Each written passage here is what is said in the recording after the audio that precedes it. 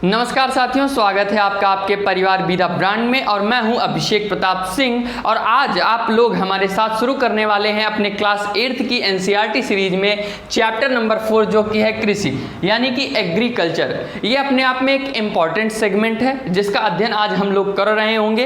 इसके अंतर्गत कृषि के प्रकार और उसमें क्या क्या चीज़ें आती हैं, मुख्य फसलें क्या हो सकती हैं, उनके बारे में हम जानकारी प्राप्त करेंगे। जैसे हर चमकती चीज़ सोना नहीं होती, और रेगिस्तान का मतलब सिर्फ गर्म रेगिस्तान नहीं जबकि ठंडा रेगिस्तान भी होता है। उसी प्रकार से कृषि का मतलब सिर्फ खेतों में काम करना नहीं, कृषि में आपका मत्स्य पालन भी होता है, आपका रेशम पालन भी होता है, ठीक है, रेशम कीट पालन होता है, मुर्गी पालन, मत्स्य पालन, मधुमक्खी पालन, बागवानी आदि भी, ये सारे एरियाज कृषि में आपके समाहित होते हैं। इसीलिए जब हम लोग कृषि का सोचते हैं तो सीधा हमें खेत खलिहान और एक कृषक याद आता है। हम लोग जो है जब इसी तरह रेगिस्तान को पढ़ा रहे थे, मरुस्थल को पढ़ा रहे थे, तो बस दिमाग में एक ही चीज़ आती है कि रेगिस्तान का मतलब या तो सहारा का मरुस्थल, थार का मरुस्थल, दिमाग में एक दृश्य बनना शुरू हो जाता है कि गर्म हवाएं हैं, रेत है। लेकिन लद्दाख जैसे क्षेत्रों को भी ठंडे रेगिस्तान में लिया जाता है। उसी प्रकार से कृषि के भी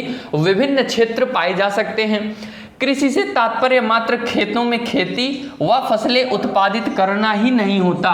कृषि के अंतर्गत पशुपालन, मुर्गी पालन, मत्स्य पालन का अर्थ आप लोग समझ रहे हैं। इसका अर्थ होता है मछली, मत्स्य मतलब होता है मछली पालन, ठीक है, मछली पालन होता है।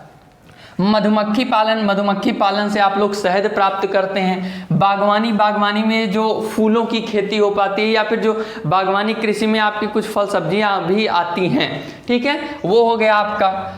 ठीक, पौधे से लेकर अंतिम उत्पाद तक के रूपांतरण में 3 प्रकार की आर्थिक क्रियाएं सम्मिलित होती हैं, प्राथमिक, द्वितीयक और तृतीयक। ठीक है, ये 3 प्रकार की प्रक्रियाएं होती हैं। हमारे भारत में भी ये 3 क्षेत्र होते हैं। भारत क्या, संपूर्ण विश्व में ये 3 चीज़ें होती हैं। एक होता है हम लोग का प्राइमरी, सेकेंडरी और टर्शियरी, ये 3 फील्ड होते हैं, जहां पर प्राथमिक क्षेत्र को कृषि क्षेत्र, द्वितीयक को औद्योगिक और तृतीयक को सेवा क्षेत्र कहते हैं। प्राथमिक श्रेणी कृषि हो गई, द्वितीयक उस कृषि ना समझ लीजिए, ये मान लीजिए कोई उत्पादक श्रेणी है। मतलब प्राथमिक का मतलब किसी भी संसाधन को जो उत्पन्न किया जाता है, जहां से उसको उत्पादित या प्राप्त किया जाता है। द्वितीयक में उसका औद्योगिक, द्वितीयक क्षेत्र को क्या कहते हैं, औद्योगिक क्षेत्र कहते हैं, और तृतीयक को सेवा क्षेत्र कहते हैं। अब औद्योगिक क्यों, मान लीजिए कोई वस्तु उत्पादित हुई और उसके स्वरूप में परिवर्तन करके, कहां पे, औद्योगिक क्षेत्र में ही तो परिवर्तन होगा, तो परिवर्तन करके उसको बनाना और उसके बाद उसको मार्केट में ले जाकर बेचना, तो ये सेवा क्षेत्र में आ गया। इसी प्रकार से इसको विस्तृत रूप में हम लोग समझ लेते हैं कि क्या क्या चीजें हैं। प्राथमिक प्रक्रिया के अंतर्गत प्राकृतिक संसाधनों का उत्पादन एवं निष्कर्षण होता है। मैंने आपको बताया उत्पादन एवं निष्कर्षण होता है, जैसे कृषि, मत्स्य पालन आदि। अब कृषि में आप ये मान के चलिए, मान लीजिए आपने गेहूं की फसल लगाई, गेहूं आपने प्राप्त किया, ये क्या हो गया, प्राथमिक, क्योंकि उसके लिए आपने बीज, उर्वरक, खाद यानी कुल मिला के उसको उत्पादन किया और उसकी कटाई करके उसका निष्कर्षण कर लिया। फिर आप उस गेहूं को किसी, मान लीजिए कॉन्ट्रैक्टर को या किसी के हाथों उसे बेच देते हैं। वो जहां पर जाता है तो गेहूं से उसको आटा बनाया जाता है, तो वो क्या हो गया, औद्योगिक क्षेत्र में उसके स्वरूप को परिवर्तित कर दिया गया, और आटे से आपकी मान लीजिए ब्रेड बना लिया गया, या फिर जो डबल रोटी होती है, या जो है आटे से बनने वाले और कई सारे पदार्थ होते हैं वो बना लिए जाते हैं। तो वो क्या हो गया, औद्योगिक फील्ड में उसके स्वरूप का परिवर्तन कर दिया गया। अब सेवा क्षेत्रक यानी तृतीयक क्षेत्रक आता है। अब अगर वो वस्तु बन गई है तो क्या उसे वहां पर रखकर ही उससे मुनाफा कमाया जा सकता है, नहीं, यानी उसके लिए फिर हमें सेवा क्षेत्र आएगा, यानी जहां से वो प्रोडक्ट बना, अब उस प्रोडक्ट को उठाकर यातायात के माध्यम से किसी दूसरी जगह पर पहुंचाना और मार्केट में उसे डिस्ट्रीब्यूट करके उसको बेच के उससे मुनाफा प्राप्त करना, ये होता है सेवा क्षेत्र में। इसी प्रकार से सेवा क्षेत्र का और विस्तृत स्वरूप भी होते हैं, उसको हम देख लेते हैं। द्वितीयक प्रक्रिया के अंतर्गत उत्पादित संसाधनों के स्वरूप में परिवर्तन करके अन्य संबंधित वस्तुएं बनाना, जैसा कि मैंने आपको बताया कि गेहूं से ब्रेड बनाना, चाहे डबल रोटी या फिर और भी जो चीजें बन रही होती हैं। जैसे रेशे से कपड़े आदि का जो उत्पादन किया जाता है, इनको भी हम लोग समझ सकते हैं। ठीक, फिर आता है तृतीयक प्रक्रिया। तृतीयक प्रक्रिया के अंतर्गत सेवा कार्यों द्वारा सहयोग प्रदान करना होता है, जैसे यातायात, बैंकिंग, स्कूल और विज्ञापन। अब आप इसको ऐसा समझ लीजिए, जैसे यातायात हो गया, बैंकिंग, स्कूल और विज्ञापन। ऐसा क्यों मैंने कहा? स्कूल में अब कौन सा प्रोडक्ट बन रहा है? देखिए, स्कूल में आपको शिक्षा प्रदान की जा रही है, तो वो शिक्षा भी अपने आप में एक सेवा है। जो शिक्षक अपने आप में एक प्रोडक्ट है, और उसका जो प्रोडक्ट, उसका नॉलेज है, वो आपको डिलीवर कर रहा है और उसके लिए उसे पेमेंट की जा रही है। ठीक है, शिक्षक और शिष्य का जो संबंध है वो अलग दृष्टि से है, लेकिन अगर एक मार्केट प्राइस के रूप में देखा जाए तो कहीं ना कहीं वो एक सेवा का ही तो क्षेत्र है कि शिक्षक के पास उसका प्रोडक्ट नॉलेज है, वो आपको डिस्ट्रीब्यूट कर रहा है और उससे वो प्रॉफिट गेन कर रहा होता है। उसी प्रकार से कोई प्रोडक्ट आप बनाते हो, उसे मार्केट में करने के लिए उसका एडवर्टीजमेंट करते हैं हम लोग, वो भी सेवा क्षेत्र में आ गया। बैंकिंग में आप जाते हो पैसा निकालने, वो भी सेवा क्षेत्र में आ गया। तो कुछ इस प्रकार से हम लोगों ने प्राथमिक, द्वितीयक और तृतीयक क्षेत्रों को भी देख लिया है इसके अंतर्गत। विश्व की लगभग 50% जनसंख्या कृषि पर ही आश्रित है और भारत की अब तक 2/3 जनसंख्या अब तक कृषि पर निर्भर है। ये शायद अब तक 2 बार हो गया है, कृषि की जनसंख्या, ठीक है, अब तक। ठीक, भारत की 2/3 जनसंख्या कृषि पर निर्भर है अभी तक, यानी भारत का अभी भी एक बड़ा क्षेत्र कृषि पर निर्भर है, और उससे होने वाला जो हम लोगों को प्रॉफिट है वो उतना नहीं है जितना कि हमारी जनसंख्या उसमें इन्वॉल्व है। तो उसका अध्ययन जब हम लोग बड़ी कक्षाओं में पहुंचेंगे तो समझेंगे कि किस प्रकार से कृषि हमारे लिए अच्छा भी है और किस प्रकार से वो हमारे लिए नुकसानदायक भी हो रहा है। ठीक है, फिर आता है कि अनुकूल स्थलाकृति। स्थलाकृति क्या होता है? जैसे किसी क्षेत्र का जो फॉर्मेशन होता है, मैंने आपको क्लास 6 की 7th में स्थलाकृति का ये सब सेगमेंट बहुत ही विस्तृत तरीके से, बहुत ही अच्छी तरीके से हमने आपको पढ़ाया हुआ है। स्थलाकृति क्या होती है, मृदा, जलवायु, ये सब हमने पढ़ाया है, आप लोग जाइए और उसे देख सकते हैं। ठीक है, कृषि क्रियाकलाप के लिए अनिवार्य है। ठीक है, जिस भूमि पर फसलें उगाई जाती हैं उन्हें कृषिगत भूमि कहते हैं, कृषिगत भूमि कहते हैं, यानी कि जहां पर कोई कृषि से संबंधित चीजों, फसलों आदि को उत्पादित किया जा रहा होता है। फिर आता है कृषि तंत्र, यानी कि एग्रीकल्चर सिस्टम क्या होता है। पहले हम लोग ये समझ लेते हैं सिस्टम क्या होता है। सिस्टम यानी जब कोई एक काम कई चीज़ों से मिलकर हो रहा होता है और उसमें सबका एक विशेष उपयोगिता होती है, और उस सिस्टम में अगर कोई एक भी चीज़ हट जाती है तो वो काम गड़बड़ा जाता है। जैसे आप लोग सामान्य भाषा में कहिए, आप लोग क्या कहते हो? अरे भाई कंप्यूटर सिस्टम है। सिस्टम यानी उसका कीबोर्ड, माउस, CPU, मॉनिटर। अब इसमें से माउस हटा लिया जाए या जो है CPU से उसका मदरबोर्ड निकाल लिया जाए तो उसके कंपोनेंट का कोई सिस्टम गायब हो गया तो क्या वो सिस्टम पूरी तरीके से वर्क करेगा? नहीं करेगा।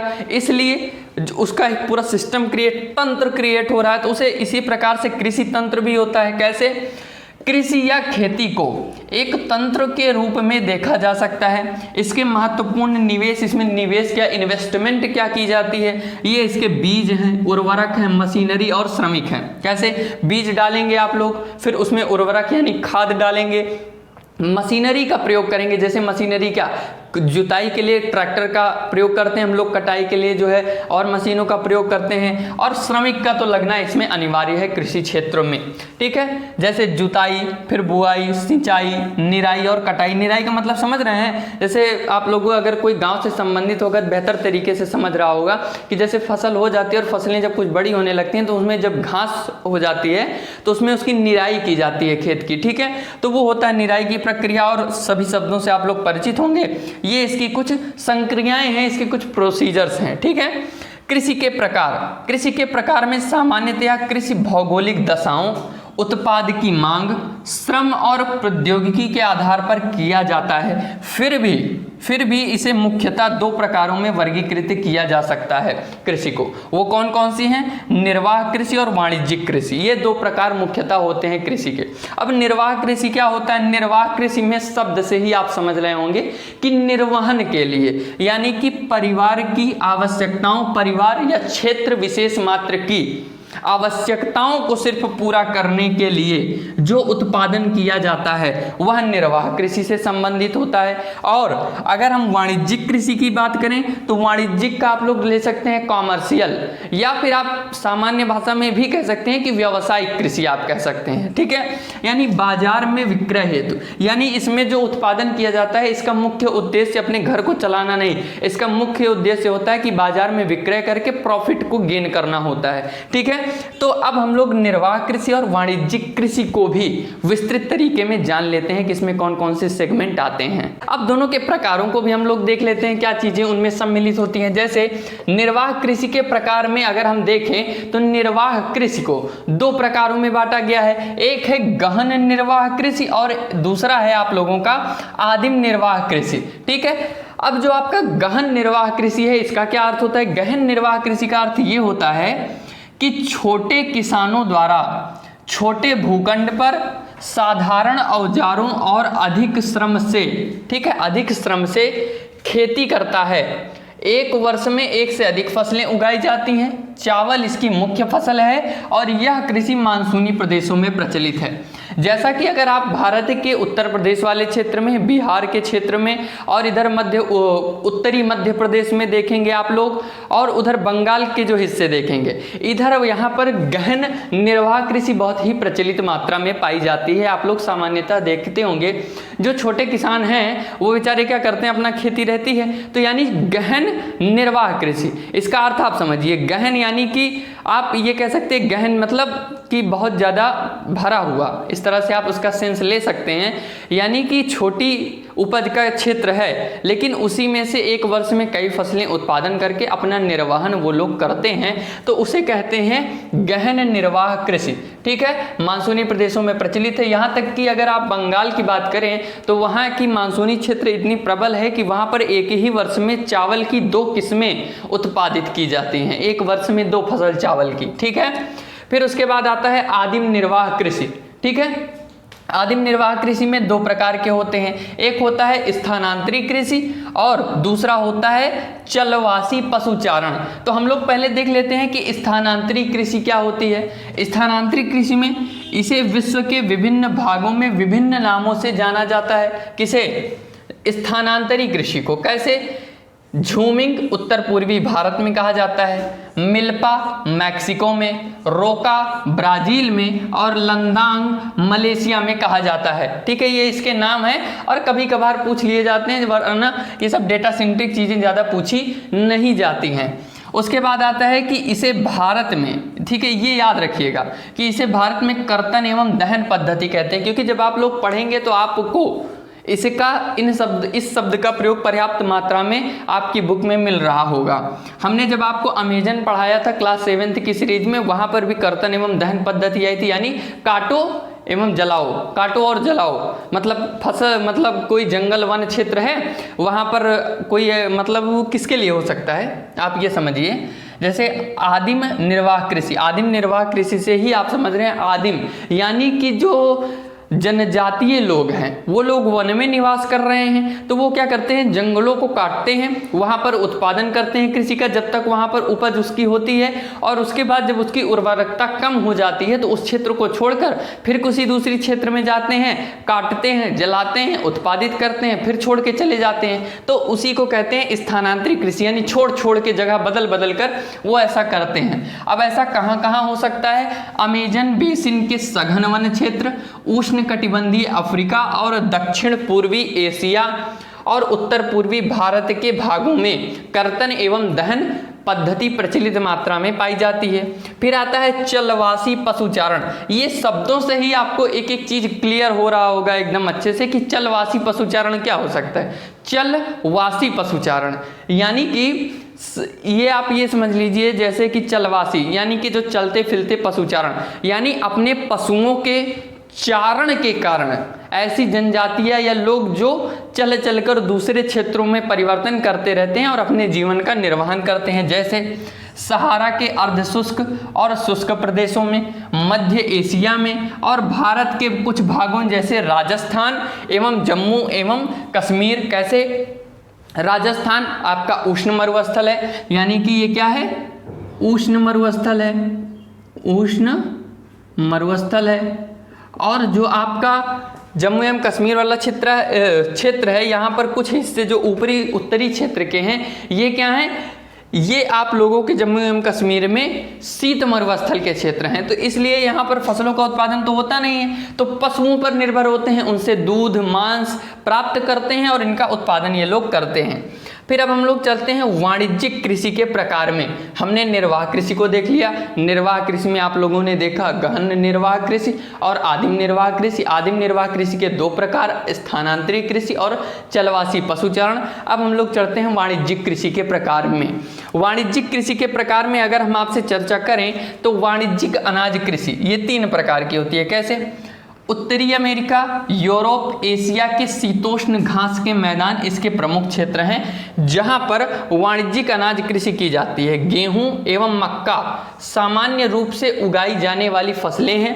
ये क्षेत्र सैकड़ों हेक्टेयर के बड़े फार्मों से युक्त विरल आबादी वाले होते हैं और अत्यधिक ठंड के कारण वर्धन काल को बाधित करते हैं, इसलिए केवल एक ही फसल उगाई जाती है। अब आप ये समझिए सीधे सीधे, जैसे आप लोग मूवीज़ में या कहीं पर देखते होंगे कि अमेरिका में बड़े बड़े आपको दिखते होंगे, एक मतलब 100 300 350 हेक्टेयर के भूमि में बड़े विस्तृत क्षेत्रों में होता है कृषि। वहाँ पर गेहूं और मक्का का उत्पादन प्रमुखता से किया जाता है। चूँकि वह ठंड क्षेत्र प्रदेश है तो वहाँ पर एक वर्ष में एक ही फसल उगाई जाएगी, लेकिन वो क्योंकि लॉन्ग टाइम लेगा, वो ज़्यादा समय लेगा अपने उत्पादन काल में, इसलिए वहाँ पर बड़े क्षेत्रों में भी हो रहा है। वहाँ पर हम लोगों की तरह की गाँव के क्षेत्र तो है नहीं कि बगल में गाँव बसा है, छोटा सा खेत है 1-2 बीघे का, उसमें खेती कर ली और काम चल रहा है। वहाँ पर बड़े क्षेत्रों में उत्पादन उसका किया जाता है। ठीक है, अब आते हैं मिश्रित कृषि में। यह यूरोप, पूर्वी यूएसए, अर्जेंटीना, दक्षिण पूर्वी ऑस्ट्रेलिया, न्यूजीलैंड और दक्षिण अफ्रीका में प्रचलित है। कैसे? इसमें भूमि का उपयोग भोजन व चारे की फसलें उगाने और पशुधन पालन के लिए किया जाता है। यानी एक ही समय में आपको कुछ फसलें उसमें ऐसी मिलेंगी जो भोजन के उत्पादन के लिए भी और पशुओं के चारण के लिए भी उनका प्रयोग किया जा रहा होता है। ठीक है, ये हो गया मिश्रित कृषि। और फिर आती है रोपण कृषि। रोपण कृषि में क्या होता है? इसमें आपका चाय, कहवा, काजू, रबड़, केला अथवा कपास की एकल फसल उगाई जाती है। रोपण कृषि के मुख्य क्षेत्र कौन कौन से हैं?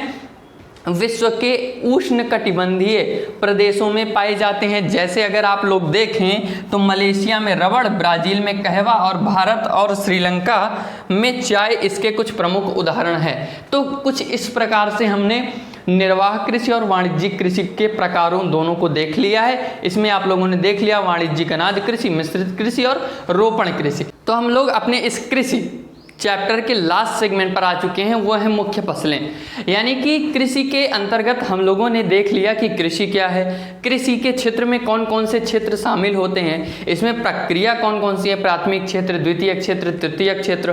कृषि के प्रकार को हम लोगों ने देख लिया, जहाँ पर हम लोगों ने निर्वाह कृषि, वाणिज्यिक कृषि, उनके प्रकारों को, जहाँ पर हमने स्थानांतरीय कृषि, आदिम निर्वाह कृषि और उनके प्रकारों को भी हम लोगों ने देखा।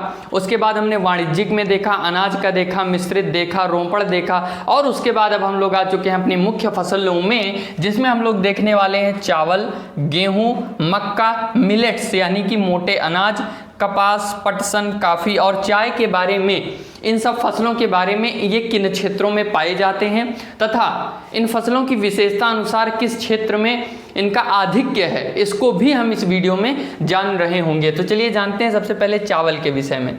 ठीक है, यह विश्व की मुख्य खाद्य फसल है। देखिए, चावल एक ऐसा फसल है जो कि विश्व में सर्वाधिक प्रयोग होने वाला कृषि उपज का फसल है। ठीक है, और ठीक है, खाद्य फसल है। यह उष्ण कटिबंधीय और उपोष्ण कटिबंधीय प्रदेशों का मुख्य आहार कह लीजिए, उपहार नहीं आहार, मुख्य आहार है। इसके लिए उच्च तापमान, अधिक आर्द्रता, वर्षा की आवश्यकता होती है। यह फसल चीका युक्त जलोढ़ मृदा में, देखिए अगर आपको कभी लिखते वक्त कहीं चीका युक्त न याद हो तो आप सिर्फ जलोढ़ मृदा लिख देंगे तो भी उसके लिए यह पर्याप्त होगा। जलोढ़ मृदा में होती है जिसमें जल रोकने की क्षमता हो में सर्वोत्तम ढंग से इनकी वृद्धि होती है, यानी ये बढ़ते हैं। ठीक है, अब चावल के अग्रणी उत्पादक कौन कौन से राष्ट्र हैं या किन किन क्षेत्रों में ये पाए जाते हैं? तो अग्रणी उत्पादक वाले राष्ट्रों में चीन चावल उत्पादन में अग्रणी है, इसके बाद क्रमशः भारत, जापान, श्रीलंका। ठीक है, देख लीजिए एकदम सब इसी क्षेत्र में आ रहे हैं। इधर सबसे पहले चीन, उसके नीचे जस्ट भारत, जापान आप लोग देख रहे होंगे, उधर आप लोग प्रशांत महासागरीय क्षेत्र में, श्रीलंका जस्ट भारत के नीचे है, और मिस्र, ठीक है, जो कि मध्य एशिया में आपको प्राप्त हो रहा होगा। पश्चिम बंगाल एवं बांग्लादेश में, कहाँ पर? पश्चिम बंगाल एवं बांग्लादेश में एक वर्ष में 2 से 3 फसलें चावल की उगाई जाती हैं। हमने इसको अभी आपको बताया भी, पहले जो बांग्लादेश है वह पहले भारत का ही तो हिस्सा था, तो यहाँ पर पश्चिम बंगाल एवं बांग्लादेश कहीं ना कहीं एक ही क्षेत्र से संबंधित क्षेत्र है, तो वहाँ पर इनका उत्पादन किया जाता है अच्छी मात्रा में।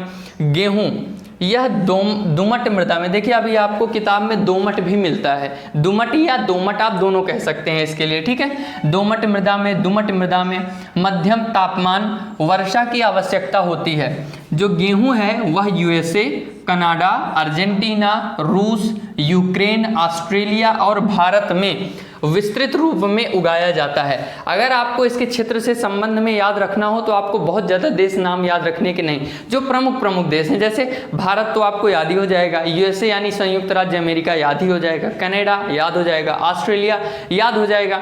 तो इस प्रकार से जो प्रमुख देश हैं आप उनको देख लीजिए, बहुत ज़्यादा आपको डेटा सेंट्रिक चीज़ें याद करने की जरूरत नहीं है। फिर आता है मक्का, इसके लिए मध्यम तापमान, वर्षा और अधिक धूप की आवश्यकता होती है। यह उत्तरी अमेरिका, ब्राजील, चीन, रूस, कनाडा और भारत आदि क्षेत्रों में इसको उगाया जाता है। फिर आते हैं मिलेट्स यानी मोटे अनाज, जिसे कि गरीबों का आहार कहा जाता है। किसको? मोटे अनाज को। ठीक है, भारत एक समय में इसका सबसे बड़ा उत्पादक हुआ करता था, लेकिन अंग्रेजों ने आकर इसे नष्ट कर दिया।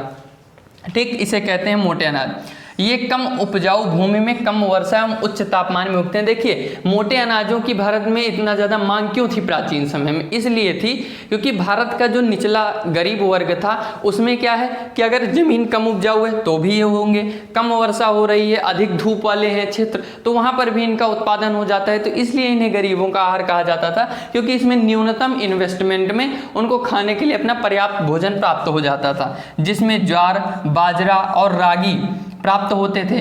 भारत, नाइजीरिया, चीन इसके प्रमुख उत्पादक के रूप में है। ठीक है, फिर आता है कपास के बारे में हमने आपको बताया है कि कपास कहीं ना कहीं जो आपकी काली मृदा है, यानी भारत का जो पठारीय क्षेत्र है, ठीक है, दक्कन का पठार वाला रीजन है, वहाँ पर इसका उत्पादन अधिक होता है।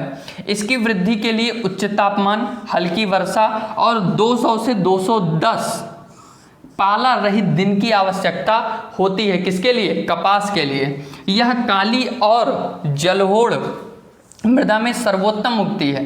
चीन, भारत, यूएसए, ब्राजील और मिस्र कपास के अग्रणी उत्पादक हैं। जहाँ पर विश्व में भारत और मिस्र में जो कपास उत्पादित होते हैं, ये इनकी क्वालिटी ज़्यादा अच्छी होती है, तो इनकी विश्व बाजार में अधिक मांग है। ठीक है, फिर आता है पटसन, इसको सुनहरे रेशे के रूप में भी जाना जाता है। किसमें? सुनहरे रेशे के रूप में जाना जाता है। यह उष्ण कटिबंधीय क्षेत्रों में उच्च तापमान, भारी वर्षा और आर्द्र जलवायु वाले क्षेत्रों में विकसित होता है। भारत और बांग्लादेश पटसन के अग्रणी उत्पादक हैं। देखिए, अब ये सारे दिए हुए हैं, अभी नीचे कॉफ़ी और चाय है उसको भी हम बताएंगे, इसलिए इतने दिए हुए हैं। अब इसमें कन्फ्यूजन आ गई कि मान लो आपके मन में विचार आता है चावल, गेहूं, मक्का, मिलेट, कपास, पटसन, यार इतने सारे हैं, सबका क्षेत्र और सबका नाम और जलवायु कैसे पता करें और कैसे याद होगा? तो देखिए, आप इसमें एक ट्रिक छोटी सी प्रयोग कर सकते हैं, वो ये हो सकती है कि आपने मान लीजिए चावल पढ़ा, गेहूँ पढ़ा या मक्का पढ़ा, इसमें से आपने देख लिया कि चावल है या फिर गेहूं है, इसमें ये याद रख लीजिए कि ये किस देश में हुए हैं, और अगर आप देश को याद रख लेते हैं तो उस देश से लिंक कर लीजिए कि वह देश किस कटिबंध में आ रहा है, पूर्वी में है कि पश्चिमी में है, इसको ध्यान दे लीजिए। तो आप अपने आप लिख देंगे, उसके लिए फिर आपको एक्स्ट्रा याद नहीं करना होगा। यानी आप कोई प्रोडक्ट को देखिए, वो प्रोडक्ट कहाँ पर उत्पादित हुआ ये देखिए, और जहाँ पर वो प्रोडक्ट है वहाँ की जलवायु कैसी है उसको लिख दीजिए। यानी लिंक करके चीज़ों को अगर हम समझते हुए चलेंगे तो इसे याद हो जाएगा। और अगर आप रटने वाली प्रवृत्ति पर जाएंगे तो पता लगेगा गर्म का ठंडा, ठंडा का गर्म, आगे का पीछे सब हो जाता है इसमें, क्योंकि डेटा सेंट्रिक चीज़ें हैं। तो अगर बिना समझ के आप लोग इसे करेंगे तो आपके लिए यह दिक्कत थोड़ी बढ़ सकती है। ठीक, फिर आता है काफ़ी। कॉफ़ी का तो बात ही मत पूछो, आजकल बड़ा फेमस है। इसके लिए गर्म एवं आर्द्र जलवायु और सुअपवाहित दोमट मृदा की आवश्यकता होती है। इसकी वृद्धि के लिए, किसके, कॉफ़ी के लिए पर्वतीय ढाल अधिक उपयुक्त होता है। ब्राज़ील इसका अग्रणी उत्पादक है, उसके बाद कोलंबिया व भारत है। देखिए भारत में जो कॉफ़ी का आया है ये अंग्रेज़ों ने हमें दिया था, ठीक है, भारत में, वरना इसका कोई पहले से प्रचलन नहीं प्राप्त होता है। ठीक, और चाय बागानों में उगाई जाने वाली यह एक पेय फसल है। इसकी कोमल पत्तियों की वृद्धि के लिए ठंडी जलवायु और वर्ष भर समान उच्च वर्षा की आवश्यकता होती है। तो इस प्रकार से हमने इसको देख लिया। देखिए अंग्रेजों ने चाय भी हमको दी, ठीक है, उन्हीं के द्वारा हमें चखाया गया, वरना अपने के यहाँ तो काम करके आते थे तो चाय थोड़ी मांगते थे, कहते थे भैया गुड़ लाओ और बढ़िया एक लोटा पानी लाओ और बैठो आराम से पी के चल देते। तो वो फ़ायदा भी करता था। लेकिन ठीक है, अंग्रेज़ों ने भले हमें सिखाया चाय पीना, लेकिन उसमें क्या कहते हैं, तुलसी, अदरक, इलायची, लौंग डालकर उसे औषधीय गुण बना के पीना, ये हम भारतीयों की कला है। तो एडजस्टमेंट टू द इन्वायरमेंट, यह भारत की प्रकृति रही है। उसके साथ हमने अपने इस कृषि चैप्टर को कंप्लीट कर लिया है। हमें उम्मीद है कि आपको यह चैप्टर बेहद पसंद आया होगा। तो वीडियो को ज़्यादा से ज़्यादा लाइक करें, शेयर करें, सब्सक्राइब करें। और हिस्ट्री की भी क्लास 8th की क्लासेस स्टार्ट हो चुकी हैं, तो आप वहाँ पर भी जाकर उसमें उसको पढ़ सकते हैं। और 6th 7th 8th हमारी गति ठीक ठाक है। तो मिलते हैं नेक्स्ट वीडियो में, तब तक के लिए धन्यवाद।